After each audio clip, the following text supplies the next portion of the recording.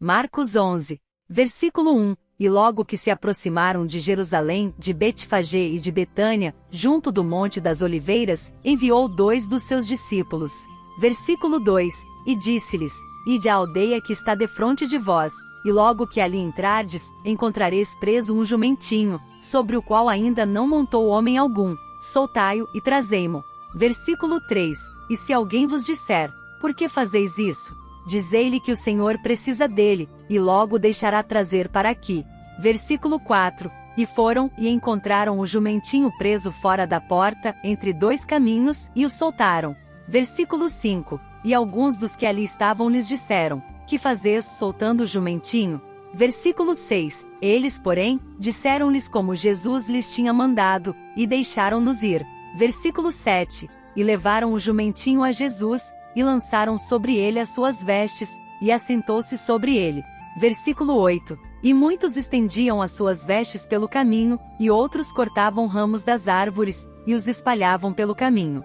Versículo 9. E aqueles que iam adiante e os que seguiam, clamavam, dizendo: Hosana, bendito o que vem em nome do Senhor. Versículo 10. Bendito o reino do nosso pai Davi, que vem em nome do Senhor. Hosana nas alturas. Versículo 11. E Jesus entrou em Jerusalém no templo, e tendo visto tudo em redor, como fosse já tarde, saiu para Betânia com os 12. Versículo 12. E no dia seguinte, quando saíram de Betânia, teve fome. Versículo 13. E vendo de longe uma figueira que tinha folhas, foi ver se nela acharia alguma coisa, e chegando a ela, não achou senão folhas, porque não era tempo de figos. Versículo 14. E Jesus, falando, disse à figueira: Nunca mais coma alguém fruto de ti. E os seus discípulos ouviram isto. Versículo 15. E vieram a Jerusalém, e Jesus, entrando no templo, começou a expulsar os que vendiam e compravam no templo, e derrubou as mesas dos cambiadores e as cadeiras dos que vendiam pombas. Versículo 16. E não consentia que alguém levasse algum vaso pelo templo. Versículo 17. E os ensinava, dizendo: Não está escrito: A minha casa será chamada, por todas as nações, casa de oração? Mas vós a tendes feito covil de ladrões. Versículo 18. E os escribas e príncipes dos sacerdotes, tendo ouvido isto, buscavam ocasião para o matar, pois eles o temiam, porque toda a multidão estava admirada acerca da sua doutrina. Versículo 19. E sendo já tarde, saiu para fora da cidade. Versículo 20. E eles, passando pela manhã, viram que a figueira se tinha secado desde as raízes. Versículo 21. E Pedro, lembrando-se, disse-lhe: Mestre, eis que a figueira, que tu amaldiçoaste, se secou. Versículo 22. E Jesus, respondendo, disse-lhes: Tende fé em Deus. Versículo 23. Porque em verdade vos digo que qualquer que disser a este monte: Ergue-te e lança-te no mar, e não duvidar em seu coração, mas crer que se fará aquilo que diz, tudo o que disser-lhes será feito.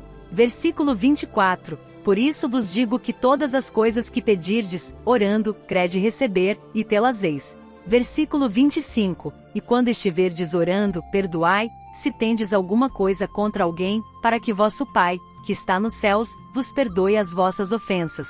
Versículo 26. Mas se vós não perdoardes, também vosso Pai, que está nos céus, vos não perdoará as vossas ofensas. Versículo 27. E tornaram a Jerusalém, e andando ele pelo templo, os principais dos sacerdotes, e os escribas, e os anciãos, se aproximaram dele. Versículo 28. E lhe disseram: Com que autoridade fazes tu estas coisas? Ou quem te deu tal autoridade para fazer estas coisas? Versículo 29. Mas Jesus respondendo, disse-lhes: Também eu vos perguntarei uma coisa, e respondei-me, e então vos direi com que autoridade faço estas coisas. Versículo 30. O batismo de João era do céu ou dos homens? Respondei-me. Versículo 31. E eles arrazoavam entre si, dizendo: Se dissermos, do céu, ele nos dirá: Então por que o não crestes?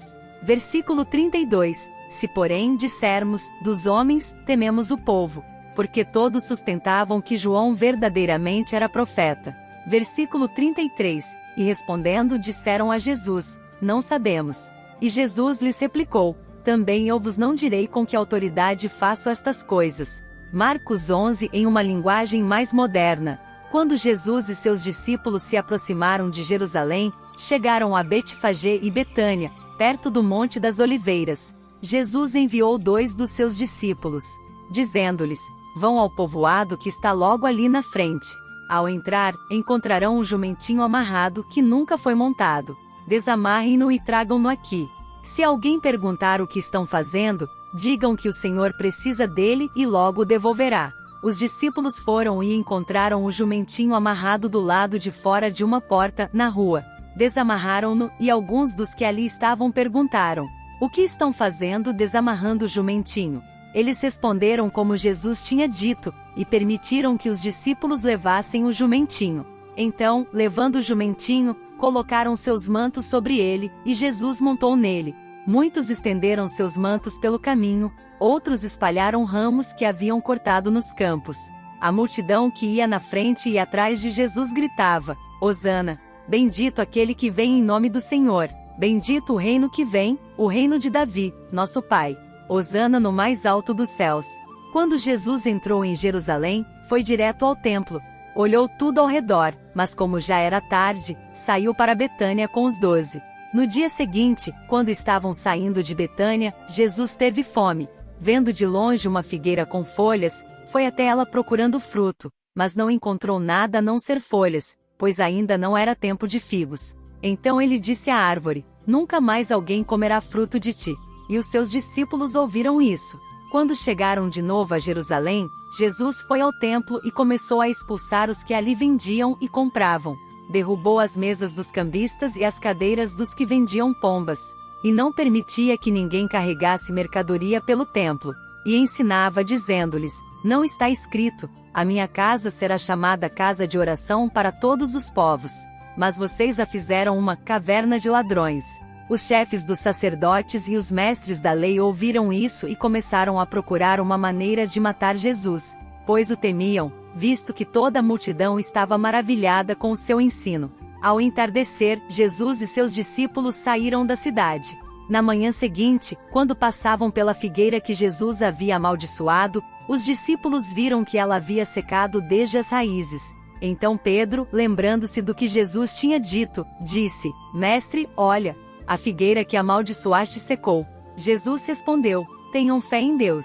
Eu lhes asseguro que se alguém disser a este monte: levante-se e jogue-se no mar, e não duvidar em seu coração, mas crer que o que diz acontecerá, assim será feito. Por isso eu lhes digo: tudo o que vocês pedirem em oração, creiam que já o receberam, e assim lhes acontecerá. E quando estiverem orando, se tiverem algo contra alguém, perdoem-no, para que também o Pai Celestial perdoe os seus pecados. Quando Jesus voltou ao templo, os chefes dos sacerdotes, os mestres da lei e os líderes religiosos se aproximaram dele e perguntaram: com que autoridade fazes essas coisas? Quem te deu essa autoridade? Jesus respondeu: eu também vou fazer uma pergunta a vocês. Se me responderem, direi com que autoridade faço estas coisas. O batismo de João era do céu ou dos homens? Respondam-me. Eles discutiram entre si e disseram: se dissermos que era do céu, ele perguntará: então por que vocês não creram nele? Mas se dissermos que era dos homens, eles temiam a multidão, porque todos consideravam João realmente um profeta. Então responderam a Jesus: não sabemos. E Jesus disse: eu também não direi com que autoridade faço essas coisas. Baseado nos versículos 23, 24, faça uma analogia à lei da vibração e à lei da atração. O versículo 23 de Marcos 11 diz: por isso eu lhes digo, tudo o que vocês pedirem em oração, creiam que já o receberam, e assim lhes acontecerá. Esse versículo pode ser interpretado como uma afirmação da lei da vibração, que diz que tudo no universo é energia e que essa energia está em constante vibração. Portanto, se você vibra em uma frequência positiva, atrairá coisas positivas para a sua vida. Já o versículo 24 de Marcos 11 diz: e quando estiverem orando, se tiverem algo contra alguém, perdoem-no, para que também o Pai Celestial perdoe os seus pecados. Isso pode ser interpretado como uma afirmação da lei da atração, que diz que você atrai para a sua vida aquilo em que você se concentra. Se você está concentrado em sentimentos negativos, como raiva, rancor e ressentimento, atrairá mais situações negativas para a sua vida. Por outro lado, se você pratica o perdão e a gratidão, atrairá mais situações positivas. Portanto, esses dois versículos podem ser interpretados como uma afirmação da importância de se manter uma vibração positiva e de se concentrar nas coisas positivas da vida, a fim de atrair mais coisas positivas. Essa é uma analogia com as leis da vibração e da atração, que afirmam que tudo que você vibra e se concentra é o que atrai para a sua vida. Agora uma analogia ao Ho'oponopono. O Ho'oponopono é uma técnica havaiana de cura que se concentra na limpeza de emoções negativas e na cura de relacionamentos. Com base no capítulo 11 de Marcos, podemos fazer uma analogia com o Ho'oponopono. O versículo 24 de Marcos 11 diz: "E quando estiverem orando, se tiverem algo contra alguém, perdoem-no, para que também o Pai Celestial perdoe os seus pecados." Isso pode ser interpretado como um chamado para praticar o perdão, que é um dos pilares do Ho'oponopono. Além disso, o versículo 23 de Marcos 11 diz: "Por isso eu lhes digo, tudo o que vocês pedirem em oração, creiam que já o receberam, e assim lhes acontecerá." Isso pode ser interpretado como um convite para visualizar a cura e a resolução dos conflitos, o que é outra prática importante do Ho'oponopono. Assim, podemos fazer uma analogia com o Ho'oponopono ao perceber que o perdão e a visualização da cura são importantes para a resolução de conflitos e para a promoção da cura emocional e dos relacionamentos.